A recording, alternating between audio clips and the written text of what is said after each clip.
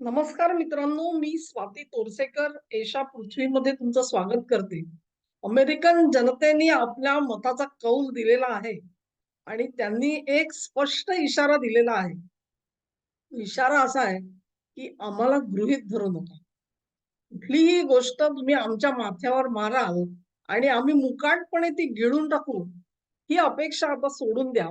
कारण आम्ही सुद्धा सुजाण सुबुद्ध झालेले आहोत आणि आमच्या मनामध्ये जे काही आहे, ते तुम्ही ओळखायला शिका. त्यानुसार तुमच्या प्रोग्रामची कार्यवाही जी आहे, ती तशी करायला शिका. हा इशारा जो आहे, हा अशासाठी दिलेला आहे, की जनता मूर्ख आहे, अडाणी आहे, तिला सपशेल काही कळत नाही, असा गैरसमज झालेले सत्ताधारी गेली 4 वर्ष अमेरिकेमध्ये राज्य करत होते. त्यांना असं वाटत होतं, की लोकांनी मत दिलं म्हणजे तुमची जी काही सगळी फिलॉसॉफी आहे, सगळं तत्वज्ञान जे आहे, ते लोकांनी स्वीकारलेलं आहे. तेच लोकांना मान्य झालेलं आहे आणि म्हणून त्यांनी आम्हाला निवडलं. तेव्हा आम्ही आता हे सगळं कार्यवाहीत आणणार. पण तसं अजिबात नसतं मित्रांनो. मतदार आज त्यांना सांगतो आहे, "नो मोर उल्लू बनाविंग, नो मोर उल्लू बनाविंग." मला वाटतं प्रत्येक निवडणुकीला हा नियम लागू होतो आणि तो भारतातल्या निवडणुकांना सुद्धा लागू होत असतो. जी सुजाण जनता असते, ती तुम्हाला मत देते म्हणजे काय देते? तुमचा कार्यक्रम बघून मत देते का? तुम्ही या अगोदर काय काम केलंय ते बघून मत देते का? तुमचं एकंदर व्यक्तिमत्व कसं आहे? तुम्ही बोलता कसे? तुम्ही हा देश सांभाळू शकाल का? की सांभाळू शकणार नाही? तुम्ही तुमच्या सोबत जी अधिकारी मंडळी आहेत, तुम्हाला जगाच्या पातळीवरती वावरायचंय, तुम्हाला लष्कराशी संधान साधायचंय तुमचं, तुम्हाला ज्युडिशियरी बघायची आहे, न्यायव्यवस्था बघायची आहे, वेगवेगळ्या गोष्टी करण्यासाठी राज्यकर्त्याच्या अंगामध्ये ते गुण आहेत की नाही, ह्याची चाचपणी मतदार करत असतो. आणि मग त्याला जर का असा थोडासा कॉन्फिडन्स वाटला, त्यांना आत्मविश्वास वाटला, की हा उमेदवार कदाचित हे सगळं करू शकेल. मतदाराची अपेक्षा एवढीच असते. आज जर का त्याच्या थाळीमध्ये वरण-भात, भाजी-पोळी एवढे जर का पदार्थ पडत असतील, तर तेवढे किमान पुढची 4 वर्ष, 5 वर्ष तुम्हाला ते निवडतात. तेव्हा ते निदान त्याला पडवत राहावे आणि त्याच्या खिशाला परवडेल अशा भावामध्ये त्याला मिळावे. त्याचा आणि त्याच्या कुटुंबाचा खर्च निदान निभावून जावा. इतकीच मिनिमम अपेक्षा, माफक अपेक्षा मतदार करत असतो. अमेरिकेतला मतदार हा बिलकुल ह्याच्यापेक्षा वेगळा नव्हता. सर्वत्र दृश्य हे असंच असतं. गेल्या वेळेला 2020 साली असं म्हटलं जातं, की ट्रम्प ह्यांच्या कार्यपद्धतीवरती असेल किंवा त्यांच्या एकंदरीतच त्यांनी जे काही काम केलं त्याच्यावरती मतदारांची नाराजी होती आणि म्हणून त्यांना मतदारांनी निवडून दिलं नाही. ही गोष्ट जी आहे ती आपण काही काळासाठी समजा गृहीत धरली, तर याचा अर्थ असा होतो, की मतदार हा बदल करण्यासाठी उत्सुक होता आणि त्याच्यासाठी खुद्द ट्रम्प ह्यांनी ज्या काही कारवाया केल्या, त्याच त्याच्यासाठी जबाबदार होत्या. ठीक आहे, इथपर्यंत आपण मान्य करू. पण त्यांनी मतदारांनी जेव्हा डेमोक्रॅट्सना निवडलं, खास करून अमेरिकन पद्धतीमध्ये केवळ 2 पक्ष आहेत. मतदारांना जर का असं वाटलं, की हा पक्ष पुरेसा समर्थ नाहीये, तर त्यांच्यासमोर पर्याय दुसरा फारसा नाही. त्यांना दुसऱ्या पक्षाकडे आपलं मत फिरवायला लागतं आणि मग अशा ज्या वेळेला मतदार ते मत देत असतो. लक्षात घ्या, की अत्यंत ज्याला म्हणतो आपण कडवट असा मतदार दोन्ही पक्षांचा आहे. काहीही झालं तरी रिपब्लिकन पक्षालाच मत देणारा एक वर्ग आहे. काही झालं तरी डेमोक्रॅट पक्षालाच मत देणारा दुसरा एक वर्ग आहे.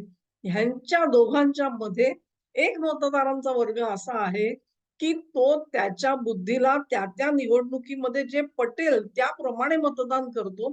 म्हणजेच तो कधी इथे सरकतो किंवा कधी तिथे सरकत असतो. आणि हा जो मतदार आहे, हा महत्वाचा मतदार असतो. कारण अखेरतः त्यांनी जिथे कौल दाखवला, तो उमेदवार जो आहे, तो निवडून येताना आपल्याला दिसतो. असा जो मतदार असतो त्याला फ्लोटिंग मतदार म्हणतात. आणि मग हा मतदार जो आहे, तो जेव्हा तुमची निवड करतो ह्याचा अर्थ असा नाही, की तुम्ही जे काही तत्वज्ञान सांगता आहात ते त्याला 100% मान्य आहे, असं बिलकुल नसतं. त्यांनी एवढीच अपेक्षा केलेली आहे, जी मी सांगितली त्याप्रमाणे, की त्याच्या जीवनामध्ये कुठेही व्यत्यय येऊ नये, अडथळा येऊ नये. त्यांचं जे काही छोटं-मोठं आयुष्य चाललेलं आहे, ते बऱ्यापैकी चालावं, त्याचं कुटुंब ठीक-ठाक त्याला त्यांचं पालन-पोषण करता यावं, एवढी अपेक्षा ठेवून मतदार तुमच्याकडे आलेला असतो. नेमका हाच जो संदेश आहे, ही जी बाब आहे, ती डेमोक्रॅट पक्ष पूर्णपणे विसरून गेलेले आपल्याला गेल्या 4 वर्षामध्ये आपण बघितलं. ट्रम्प यांच्याबद्दलची नाराजी 2020 साली इतकी होती, की त्यांनी केलेल्या अनेक चांगल्या कामांकडे सुद्धा मतदारांनी कानाडोळा केला आणि हे प्रकार नकोत, पण आम्ही डेमोक्रॅट्सना आणू. अशा एका मनोभूमिकेमधून अ, बायडेन निवडून आलेले होते. पण त्यानंतर काय झालं? तुम्हाला आठवत असेल, सगळ्यात महत्त्वाचा मुद्दा म्हणजे कॅलिफोर्निया असेल किंवा अशीच अनेक काही जी राज्य आहेत तिथे कुठल्याही लोकांना $1000 पर्यंत तुम्ही जर का दुकानामधून कुठची वस्तू उचलली असेल, तर तुमच्यावर चोरीचा आळ घ्यायचा नाही. असा नियमच करून टाकला. म्हणजे शॉपलिफ्टिंग ज्याला म्हणतात. अमेरिकेमध्ये सगळे उघड्यावरती माल ठेवलेला असतो. तुम्हाला जो पसंत पडेल तो उचलावा. तुम्ही कॅशियरकडे जा. तो तुम्हाला त्याची किंमत सांगतो आणि तेवढी किंमत देऊन तुम्ही बाहेर पडत असता. पण ही जी प्रक्रिया आहे त्याच्यामध्ये त्यांनी अशी सूट दिली, की $1000 पर्यंत जे काही त्यांना न्यायचं आहे त्यांना नेऊ द्या. तुम्ही त्यांच्यावरती गुन्हा दाखल करायचा नाही. मुळात तो गुन्हा मानलाच जाणार नाही. आता गंमत अशी झाली, की $1000 म्हणजे खूप मोठी रक्कम आहे मित्रांनो. तुम्हाला जर का अमेरिकेमध्ये राहायचं असेल, तर खाण्यापिण्याचा खर्च हा काही फारसा खर्च असतो असं नाहीये. निदान एक काळ असा होता, की जेव्हा जे थोडेफार बऱ्यापैकी उत्पन्न मिळवतात, त्यांच्यासाठी खाद्यपदार्थांच्या किमती ह्या इतक्या अवाच्या-सवा बिलकुल नव्हत्या. आणि मग $1000 ही रक्कम ठरवली कोणी असा प्रश्न येतो. त्याचं समर्थन करताना ह्याच डेमोक्रॅट पक्षाने समर्थन असं केलेलं होतं, की $1000 म्हणजे काहीच नाही. ते काय तुमच्या काही लक्झरी आयटम नेतायत का? त्यांना ते जीवनावश्यक वस्तू नेतायत. कधी कुठे त्यांना काय साबण लागतो, कधी कुठे बॉडी लोशन लागतंय, कुठे खाण्यापिण्याच्या वस्तू लागतायत, एखादं वस्त्र लागतंय. तेवढंच ते नेतायत. त्याच्याबद्दल तुम्ही कशाला नाराजी करता? त्या लोकांकडे पैसा नाही म्हणून ते तिथे येतायत. जर का असं सरकारला वाटत होतं, की लोकांकडे पैसा नाही, तर त्यांनी त्यांना कुपन द्यायची होती. ती कुपन घेऊन माणूस तिथे गेला असता. त्याच्या कुपनची जी काही किंमत आहे, त्या किमतीमध्ये दुकानाने सुद्धा त्यांना वस्तू दिल्या असत्या.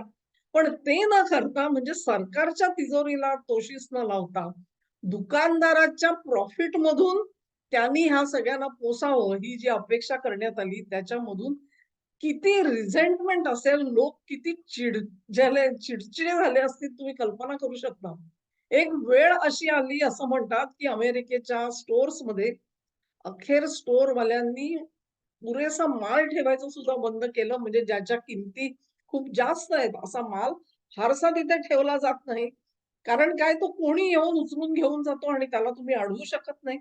मग काय करायचं? तर अनेकांनी असं सांगितलं, "तुम्ही तुमची ऑर्डर इथे लिहून द्या आणि आम्ही माल तयार करतो. येता जाताना कधी तुम्ही उचलून घ्या." म्हणजेच काय? तर जी एक चांगली सोय होती, ती सोय तुम्ही गैरसोय करून दाखवलीत.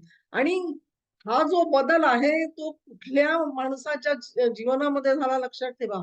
जो नियमितपणे, निमूटपणे, प्रामाणिकपणे आपला कर भरतो, आपलं आयुष्य जगतो, शिस्तीत जगतो, कायदा पाळून जगतो, त्याच्या आयुष्यामध्ये तुम्ही अशी मोठी ढवळाढवळ करून ठेवली. आणि त्याची शरम पण तुम्हाला वाटत नाही. शरम सुद्धा वाटत नाहीये. म्हणजे अनेक व्हिडिओ तुम्ही बघितले असतील वेगवेगळ्या शहरांमधले, की लोकं जातात $1000 म्हणजे काय? तुम्ही iPhone सुद्धा घरी घेऊन जाऊ शकता. एखादा टीव्ही नेताय, तुमचे वॉशिंग मशीन्स नेतायत. कुठल्या प्रकारे लक्झरी कपडे नेतायत, बूट नेतायत. ह्याला काय आपण जीवनावश्यक वस्तू म्हणू शकतो का? कुठेतरी तारतम्य पाहिजे. सगळा जो हा या निवडणुकीचा सार तुम्ही बघाल, तर सरकारनी तारतम्य तोडलं. सरकारने तारतम्य तोडलं. त्यांना एक कॉमन सेन्स असतो. एक साधी बुद्धी असते, की ज्याच्यामध्ये कोणी ज्याला जगण्याची एक ईर्ष्या असते माणसाची आणि त्या ईर्ष्येमधून तो जे काही निर्णय, साधे-साधे निर्णय घेत असतो. कुठलाही कायदा न तोडता आपल्याकडे आहे त्या पैशामध्ये जगण्याची ईर्ष्या म्हणून माणूस जे काही करतो त्या प्रत्येक गोष्टीला तडा गेलेला तुम्हाला आज दिसून येईल. आणि मग ह्याच्यामध्ये हे सगळं कोणासाठी होतं? हे सगळं बेकायदेशीरपणे देशामध्ये घुसलेल्या लोकांसाठी होतं, निर्वासितांसाठी होतं. ठीक आहे, एक वेळ निर्वासित आले, कोणाचं लक्ष नाही. तुम्ही रोजच्या रोज दरवाजे उघडे ठेवताय, हजारो निर्वासित देशामध्ये येतायत आणि मग अपेक्षा काय? तर ह्या शांतीप्रिय, कर देणाऱ्या आणि स्वतःचं आयुष्य स्वतः नीट कुठलीही सरकारकडून अनुदानाची अपेक्षा न बाळगता जे जीवन जगतायत, त्यांच्या खिशावर डल्ला मारलात तुम्ही. आणि त्यांनी ह्या लोकांना पोसावं अशी तुमची इच्छा होती. परभारे का होईना, पण तुम्ही शेवटी तेच घडवून आणलत ना. मग त्याला लोकांनी जर का विरोध केला, कारण अशावरती जर का प्रश्न विचारले गेले, की हे बेसुमार, बेकायदेशीर निर्वासित देशामध्ये येतायत, त्यांचं काय करायचं? तर त्यांचं पुनर्वसनाचं काम सरकारने हातामध्ये घेतलं. त्यांच्यासाठी मोठाली हॉटेलं ओपन करून दिली. तिथे त्यांची राहायची सोय केली. त्यांना कुठेतरी नोकरी मिळेपर्यंत, त्यांना घर मिळेपर्यंत त्यांची सर्व काळजी घेतली गेली. मग अशी काळजी जी आहे ती अमेरिकेमध्ये आधीच जे बेकार आहेत, ज्यांना नोकरी मिळत नाही, ज्यांना आपल्या घराचं भाडं द्यायला आता परवडत नाहीये, अशांची सोय कोणी करायची? अशांची सोय करायला सरकारकडे मानसिकताच नव्हती. मग ती जी माणसं आहेत, ती दुखावली गेली नसतील का? हा जो विरोधाभास आहे, हा विरोधाभास तारतम्य नाही दाखवत. तारतम्य नाही दाखवत, कॉमन सेन्स दाखवत नाही. बिलकुल दाखवत नाही. तिसरी गोष्ट आली ती महागाईची आली. सामान्य माणसाच्या जीवनामध्ये महागाईनी इतकं रौद्र धारण केलेलं आहे स्वरूप, की त्यांना त्यांचा महिन्याचा खर्च जमवता नाकी नऊ आलेले आहेत. मेटाकुटीला आलेली आहेत कुटुंबाच्या कुटुंब. आणि त्यांना एवढं जरूर कळतं, की ही सगळी महागाई कशासाठी आहे? तर तिथे कुठेतरी अमेरिकेने एक युक्रेनचं युद्ध सुरू केलंय आणि त्या तिथल्या युद्धासाठी अमेरिकेला पैसा पाठवायचा आहे. तो पैसा पाठवण्यासाठी म्हणून त्याची वसुली कुठून करायची? तर त्या सगळ्यामध्ये रशियावरती निर्बंध घालायचे आणि त्या निर्बंधांमुळे काय? तर तेलाचे भाव वाढले, तेलाचे भाव वाढले. तो भार सोसला कोणी? तो सरकारने नाही सोसलेला. जो भाव वाढला तो सामान्य ग्राहकाच्या खिशामधून वळता करून घेतला गेला. सर्व खर्च जो आहे तो त्यांच्या खांद्यावरती पडलेला आहे. तेव्हा ते चिडलेले असणारच, कारण तारतम्यामध्ये हे बसत नाही. कॉमन सेन्समध्ये अशा पद्धतीचं वागणं बसत नाही. एखाद्या कुटुंब जे असतं, नवरा असतो, बायको असते, त्यांची मुलं असतात. 6, 7, 8, 10 वर्षाचं मूल त्याला विचारलं जातं आणि त्याला म्हटलं जातं, की "तू मुलगा आहेस का मुलगी आहेस?" त्याला मुलगी हवंसं वाटलं, तर त्याला प्युबर्टी ब्लॉकर द्यायचे.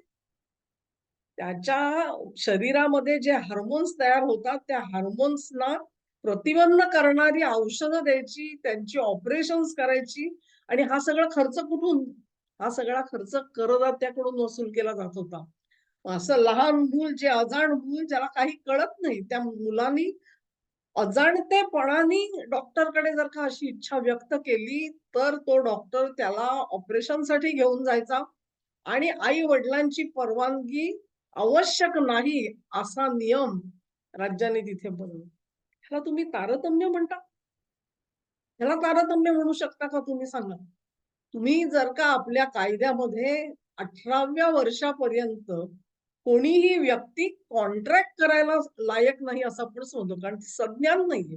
त्याला त्याच्या आयुष्याचा निर्णय घेता येत नाही म्हणून 18व्या वर्षापर्यंत त्याच्या वतीने निर्णय जे आहेत ते त्याचे आई-वडील घेतात. ही आहे ते ना कायद्याची तरतूद. मग एवढं मोठं ऑपरेशन, लिंग बदलाचं ऑपरेशन करायचं, तो निर्णय 8, 9, 10, 12 वर्षाचं मूल घेऊ शकतं? हा नियम केला कोणी? आणि कशासाठी केला? आई-वडिलांचा विरोध म्हणून केला तुम्ही? की ह्या सगळ्या ऑपरेशनमधून $250 बिलियन चा व्यापार तयार झाला. हा पैसा गेला कोणाच्या खिशामध्ये? तो सरकारने दिला, तो करदात्यांनी दिला, त्यांच्या पैशातून दिला गेला खरा. पण त्यातून काही हा उत्पादक खर्च होता का सांगा मला? हा अनुत्पादक खर्च म्हणजे तुम्ही युद्ध सुरू करायचं, अनुत्पादक खर्च लोकांच्या डोक्यावर मारायचा. तुम्ही ही अशी ऑपरेशन करायची, तो सगळा खर्च करदात्याच्या डोक्यावर मारायचा. तुम्ही इल्लीगल सगळे ते निर्वासित देशामध्ये घ्यायचे, तो सगळा खर्च करदात्याच्या डोक्यावरती टाकायचा.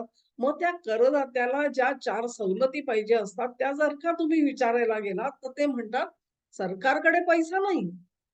सरकारकडे पैसा नाही आणि मग काय करायचं? तर नाही, पोलीस फार जुलमी पद्धतीने वागतात. त्यांचं डिफंडिंग करा. पोलिसांचं डिफंडिंग करा म्हणजे काय? तर पोलीस फौज जी असते तिचा काही खर्च असतो. त्याच्यावरती खर्च करायचा तो सरकारने करायचा असतो, कारण सर्व नागरिकांच्या संरक्षणाची जबाबदारी सरकारने घेतलेली असते. मग काय करायचं? नाही, नाही. पोलीस वाटेल तसा आपले अधिकार वापरतात. अ, त्यांना पैसा पुरवू नका. त्यांच्या ज्या काही गरजा आहेत त्या त्यांनी अमुक एवढ्या ह्याच्यातच भागवायच्या. त्याच्या पलीकडे पोलिसांना काहीही पैसा मिळता कामा नये. ह्याला डिफंडिंग म्हणतात. म्हणजे तुम्हाला काय करायचं तर संपूर्ण नागरिकांची जी सुरक्षा व्यवस्था आहे, त्या व्यवस्थेसाठी तुम्ही पैसा देणार नाही. कारण तुम्हाला बरोबर आहे, हा पैसा दिला तर युक्रेन युद्धासाठी पैसा मी कुठून पाठवणार?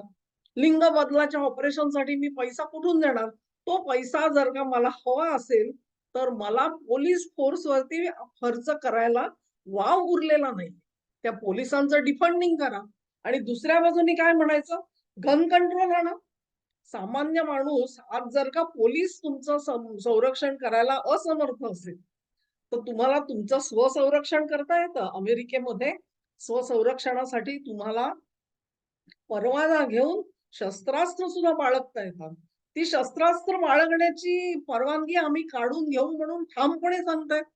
म्हणजे काय? तर एका बाजूला आम्ही सगळे जे गुन्हेगार मंडळी जी आहेत, वेगवेगळ्या देशातून येणारी, त्यांना आम्ही घुसखोरी करू देणार. त्यांनी स्टोअर्समध्ये जावं आणि स्टोअर लुटून न्यावं. त्यांच्यावरती सरकार आमच्या करातून पैसा देणार. आमच्या करातून युद्ध लादलं जाणार. आमच्या करातून लिंग बदलाची ऑपरेशन्स घडवणार आणि मग हे सगळे जे गुन्हेगार आहेत, त्यांचा बंदोबस्त करायचा तो पोलिसांवरती खर्च आम्ही करणार नाही आणि मग माझं संरक्षण ठीक आहे, माझं मी करतो म्हटलं, तर तुला शस्त्रास्त्र बाळगण्याचा तुझा जो अधिकार आहे, तो पण मी काढून घेणार. म्हणजे काय, तर तुम्ही गरीब गाईसारखे कसाई पुढे आला की मान पुढे करायची आणि खुशाल आपली मान कापून घ्यायची. एवढा एकच पर्याय तुम्ही त्या जनतेसमोर ठेवला. याला तारतम्य नाही म्हणत. याला कॉमन सेन्स नाही म्हणत. तेव्हा कॉमन सेन्स जर का असता, कॉमन सेन्स असता, तर जो बायडेन सरकार जसं वागलं असतं, तसं ते वागू शकले नसते. पण मित्रांनो, असा जो कॉमन सेन्स आहे ना, तो इथे तरी कधी पाळला गेला होता.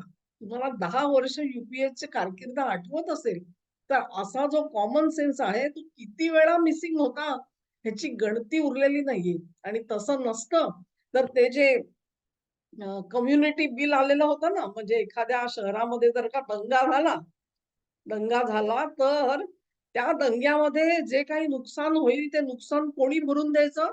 त्या शहरामध्ये असलेल्या बहुसंख्याकांनी भरून द्यायचं. लक्षात घ्या तुम्ही. म्हणजे अल्पसंख्याकांवर हल्ले बहुसंख्य करतात हे गृहीत धरायचं आणि गृहीत धरून काय करायचं, तर दंगा पेटवला कोणी, सुरू केला कोणी ह्याच्याशी संबंध नाहीये. जे नुकसान होईल ते भरायचं कोणी? तर म्हणजे हा कुठला कायदा झाला? तो टोळी कायदे. अफगाणिस्तानची ज्या टोळ्या राहतात वेगवेगळ्या गावांमध्ये, तिथे असले गावागावातले कायदे असतात. ते कायदे आमच्या माती मारले गेले. आमच्या माती वकफ कायदा मारला गेला, की जो दिवसा ढवळ्या आमच्या प्रॉपर्टीज वरती घाला घातला गेला. त्या लुटून नेल्या गेल्या. असले कायदे करायचे. हे सगळं आपणही इथे बघितलं. ह्याच्यात काही तारतम्य होतं का? तारतम्य नव्हतं. कॉमन सेन्स सुद्धा नव्हता. असो, अमेरिकन जनता जागी झालेली आहे आणि त्यांनी एक इशारा दिलेला आहे. एक लक्षात घ्या, कुठूनही हा जो ट्रम्प यांचा विजय आहे ना, तो कुठल्याही प्रकारे त्याचं समर्थन करता येईल. म्हणजे कमला हॅरिसच्या पराभवाचं समर्थन करता येईल ह्याच्यासाठी हातबोट घालायला जागा ठेवलेली नाही. हातबोट घालायला जागा ठेवली नाही लोकांनी. रॉनाल्ड रिगनच्या वेळेपासूनचा आतापर्यंतचा हा सर्वात मोठा विजय मानला पाहिजे डोनाल्ड ट्रम्प यांचा.